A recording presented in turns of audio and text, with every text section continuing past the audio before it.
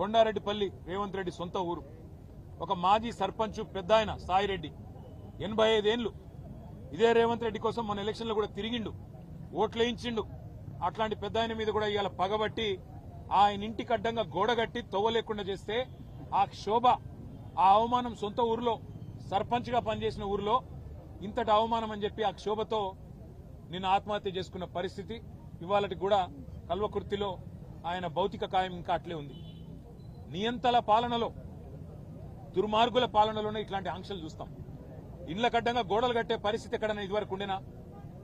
మేం లేదా ప్రభుత్వంలో 10 ఏళ్లు ఎన్నడన్నా ఇట్లాంటి వార్తలు విన్నారా? సొంత ఊరైతే, సొంత కాన్స్టిట్యున్సీ అయితే నీ సామ్రాజ్యమా? నువ్వేమైనా రారాజువా? నువ్వేమైనా చక్రవర్తివా? లేక 1000 ఏళ్లు బతకనికి వచ్చినవా?